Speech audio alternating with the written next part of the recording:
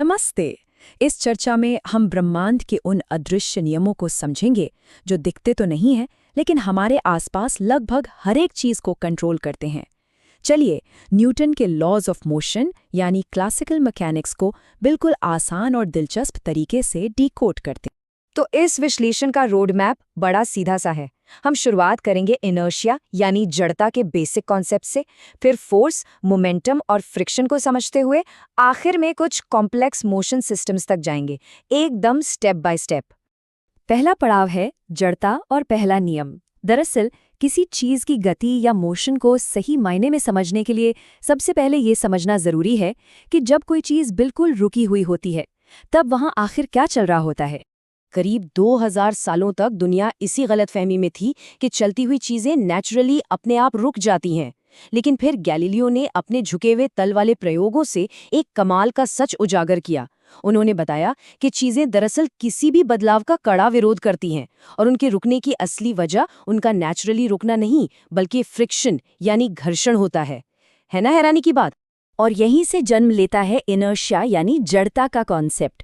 असल में इनर्शिया किसी भी वस्तु के मास यानी द्रव्यमान का एक माप है। ये उस वस्तु की उस जिद की तरह है जिसके कारण वो अपनी रुकी हुई या चलती हुई स्थिति में होने वाले किसी भी बदलाव का विरोध करती है। रोजमर्रा की जिंदगी में ये इनर्शिया बड़ी ही दिलचस्प तरह से सामने आता है। उदाहरण के लिए, जब कोई रुकी हुई बस अचानक चलती है तो पीछे की तरफ झटका लगता है, और जब चलती बस अचानक रुकती है तो आगे की तरफ गिरने लगते हैं। यहाँ तक कि बारिश की बूंदों को रोकने के लिए जो छाता लगाया जाता है वो भी डायरेक्शन के इनर्शिया का ही एक बेहतरीन रूप है। चलिए अब दूसरे हिस्से की तरफ बढ़ते हैं, बल और दूसरा नियम। अब हम देखेंगे कि रुकी हुई चीजों की इस दुनिया में जब फोर्स की एंट्री होती है तो ये मैथमेटिकल इंजन आखिर काम कैसे करता है। न्यूटन का दूसरा नियम कहता है कि लीनियर मोमेंटम में बदलाव की दर लगाए गए फोर्स के ठीक समानुपाती होती है। इसे अगर एकदम आसान भाषा में समझें तो एक भारी शॉपिंग कार्ट को धक्का देना एक बड़े ताकतवर इंसान के लिए तो बड़ा आसान है, लेकिन किसी छोटे बच्चे के लिए वही कार्ट धकेलना किसी पहाड़ को खिसकाने जैसा है। असली खेल फोर्स और मास का ही तो है। इस एब्स्ट्रैक्ट मैथ को एक रियल वर्ल्ड उदाहरण से समझते हैं। मान लीजिए 1000 किलो का कारवां है, उस पर 3500 न्यूटन का खिंचाव बल लग रहा है, लेकिन ठीक उसी वक्त 500 न्यूटन का फ्रिक्शन उसको पीछे की तरफ भी खींच रहा है। तो नेट फोर्स क्या होगा? कैलकुलेशन बड़ा सिंपल है। 3500 न्यूटन के खिंचाव में से 500 न्यूटन का फ्रिक्शन माइनस कर दीजिए, बचा 3000 न्यूटन का नेट फोर्स। अब इस 3000 न्यूटन को कारवा के 1000 किलो वाले मास से डिवाइड करें तो एक्सेलरेशन निकल कर आएगा, बिल्कुल 3 मीटर्स पर सेकेंड स्क्वायर। यही इस नियम की सबसे खूबसूरत बात है, एकदम सटीक कैलकुलेशन।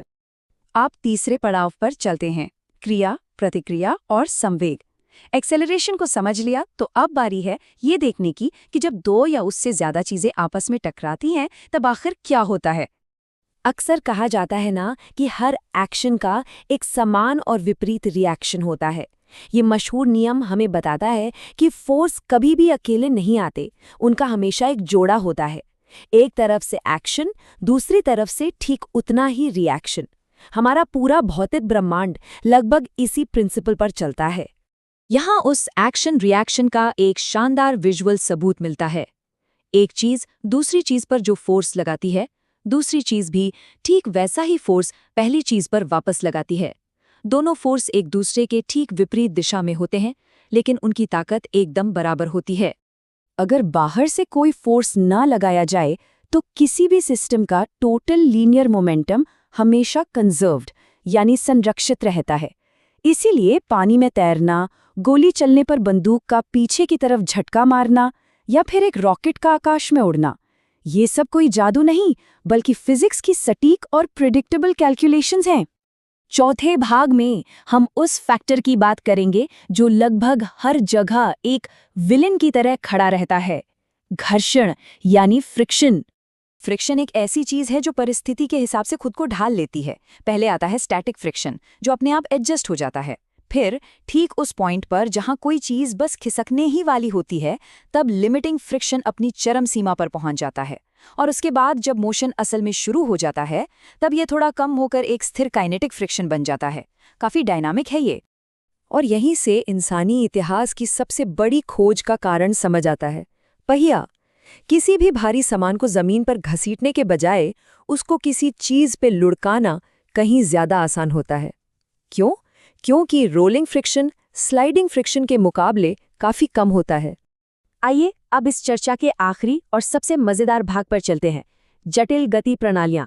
चलिए देखते हैं कि ये सब बेसिक नियम मिलकर हमारी दुनिया की इन कॉम्प्लिकेटेड मशीनों को आखिर कैसे चलाते हैं। यहाँ एपेरेंट वेट यानी आभासी वजन का बड़ा ही दिलचस्प कॉन्सेप्ट निकल कर आता है। हम सब ने कभी ना कभी ये महसूस किया होगा कि जब लिफ्ट तेजी से ऊपर जाती है तो हमें अपना वजन थोड़ा ज्यादा लगता है, लेकिन जब वही लिफ्ट तेजी से नीचे आती है तो पेट में एक अजीब सी गुदगुदी होती है और वजन हल्का लगने लगता है। ये सब रिएक्शन फोर्स का ही खेल है। अब फर्ज कीजिए कि अगर लिफ्ट के नीचे आने का एक्सेलरेशन ठीक ग्रेविटी के बराबर हो जाए तो क्या होगा? ऐसी स्थिति में नॉर्मल रिएक्शन फोर्स पूरी तरह से गायब हो जाएगा। नतीजा एकदम जीरो एपरेंट वेट, यानी वजन बिल्कुल महसूस ही नहीं होगा, ठीक स्पेस स्टेशन वाले एस्ट्रोनॉट्स की तरह। इन पुली सिस्टम्स की तुलना करने पर एक बड़ा अंतर साफ नजर आता है।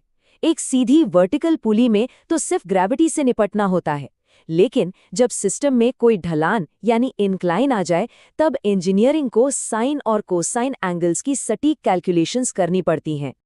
लेकिन राहत की बात यह है कि कितनी भी कॉम्प्लिकेटेड मशीन क्यों ना हो, कुछ बेसिक नियम उस खलबली में भी एक ऑर्डर बनाए रखते हैं। जैसे कि किसी फ्रिक्शनलेस पुली पर रस्सी का टेंशन बराबर रहना, टेंशन खत्म होने पर रस्सी का ढीला पड़ जाना, या फिर इंक्लाइन पर नॉर्मल रिएक्शन का एकदम सटीक होना। ये नियम हर सिचुएशन में गणित को सुलझाए रखते हैं। तो इस पूरी चर्चा में एक बुनियादी मान्यता छिपी हुई थी, वो ये कि जिस फ्रेम ऑफ रेफरेंस से हम मोशन को देख रहे हैं वो या तो पूरी तरह से स्थिर है या फिर एक समान गति से चल रहा है। न्यूटन के नियम सिर्फ और सिर्फ इन्हीं इनर्शियल फ्रेम्स में ही लागू होते हैं।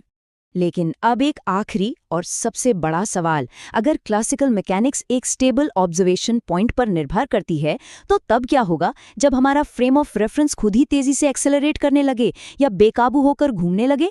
क्या तब भी ये नियम काम करेंगे? खैर, ये सोचने पर मजबूर करने वाली एक ऐसी सीमा है जहां से क्लासिकल फिजिक्स पीछे छूट जाती है और मॉडर्न रिलेटिविटी का एक नया रहस्यमयी दरवाजा खुलता है, और उसके बारे में आगे जानना सच में एक अलग ही रोमांच